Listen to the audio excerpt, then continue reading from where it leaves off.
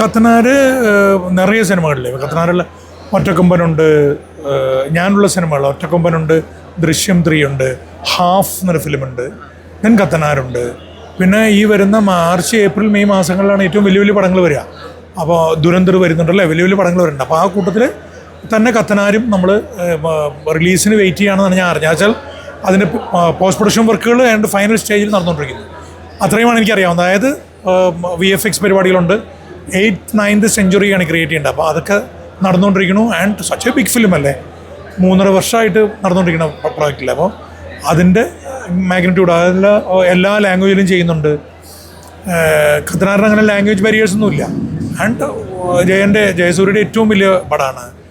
ഗോകുലം ചെയ്തിട്ടുള്ള ഏറ്റവും വലിയ പ്രൊഡക്ഷനിലൊന്നാണ്.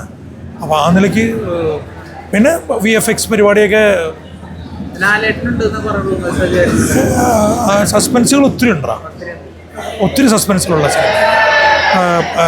ലാലേട്ടനുള്ള പടം ദൃശ്യം 3 ഞാനുണ്ട്, ചെറിയൊരു പരിപാടി ഞാൻ ചെയ്യുന്നുണ്ട്. പിന്നെ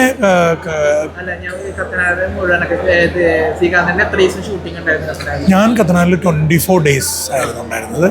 ആ സിനിമ 200 ദിവസം ഷൂട്ട് ചെയ്തു പടം. കാരണം ഞാൻ പറഞ്ഞല്ലോ 8th സെഞ്ച്വറി 9th സെഞ്ച്വറി ഒക്കെ റീക്രിയേറ്റ് ചെയ്യുന്നിടത്ത് നല്ല സമയം എടുക്കുമല്ലോ. പിന്നെ കോമ്പിനേഷൻസ് പ്രഭുദേവയ്ക്ക് ഉണ്ട് പടത്തിൽ.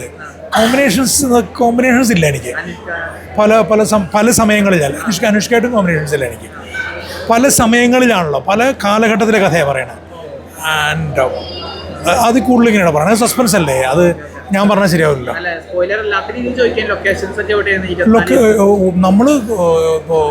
നമ്മളൊരു വലിയ സെറ്റ് ക്രിയേറ്റ് ചെയ്തു. 8th 9th സെഞ്ച്വറി നമ്മളൊരു വലിയൊരു സ്പേസ് എടുത്തിട്ട് അവിടെ we created the whole set. പിന്നെ കുറേയേറെ പുറത്ത് പോയി ഷൂട്ട് ചെയ്തു. മൂന്നാർ ഷൂട്ട് ചെയ്തിട്ടുണ്ട്, നമ്മളെ ബീച്ചസ്, വർക്കല ബീച്ചസ് ഒക്കെ ഷൂട്ട് ചെയ്തിട്ടുണ്ട്, അങ്ങനെ പലയിടങ്ങളിലും. അപ്പോൾ അത് ആ കൂട്ടത്തിൽ ഞാൻ വർക്ക് ചെയ്ത് വലിയൊരു സെറ്റിലാണ്. ഒരു 40 acres അകത്തുള്ളൊരു വലിയൊരു സെറ്റിനകത്തായിരുന്നു ഞാനുണ്ടായിരുന്നത്.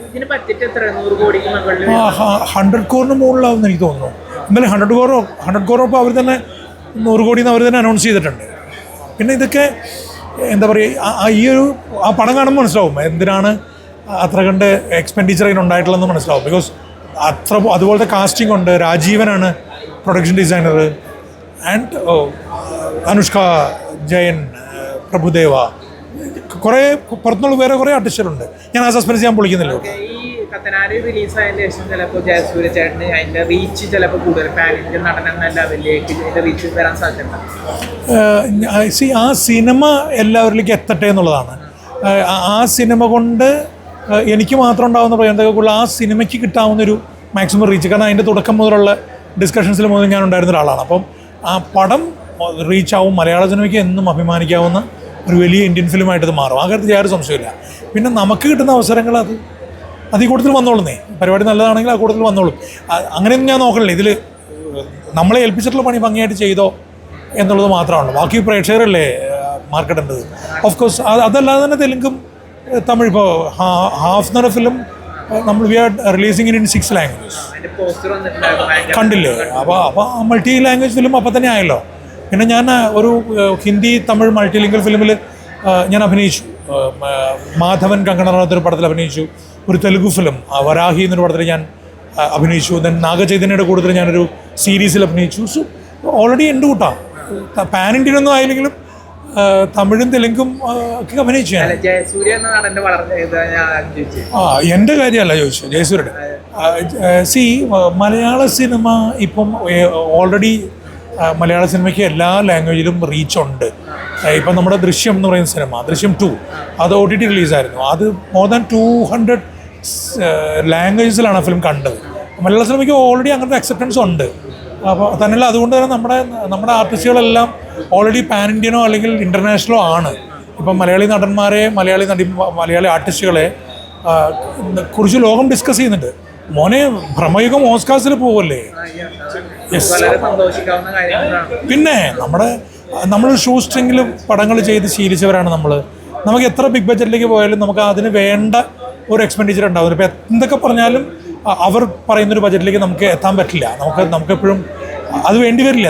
നമുക്കതിന് വേണ്ടതാണ് നമ്മൾ എപ്പോഴും സ്പെൻഡ് ചെയ്തുകൊണ്ടിരിക്കുക. നമുക്ക് അങ്ങനെ ഒരു ശീലമുണ്ട് മലയാള സിനിമയുടെ, വേണ്ടതാണ് നമ്മൾ സ്പെൻഡ് ചെയ്യുക. അപ്പോൾ അത് വളരെ എല്ലാവർക്കും ഒരു പാഠമായിട്ടുണ്ടെന്ന് എനിക്ക് തോന്നിയിട്ടുണ്ട്. വെച്ചാൽ പുറത്തുനിന്നുള്ള ആൾക്കാർക്ക് ഇവിടെ വന്ന് നമ്മളെങ്ങനെ ഈ പടം ഉണ്ടാക്കണമെന്ന് ചോദിക്കുന്നുണ്ട്. നീ കണ്ടിട്ടുണ്ടാവില്ലേ പലരും നമ്മളെങ്ങനെയാണ് ഫിലിം ഉണ്ടാക്കുന്നത്, നമ്മളെങ്ങനെയാണ് ഇതിൻ്റെ സ്ക്രീൻ പ്ലേയിൽ ഇരിക്കുന്നത്, നമ്മളെങ്ങനെയാണ് ഒരു കണ്ടൻറ്റ് ചൂസ് ചെയ്യുന്നതെന്നൊക്കെ പറഞ്ഞ ചോദ്യങ്ങൾ ഇപ്പോൾ ഉണ്ടല്ലോ.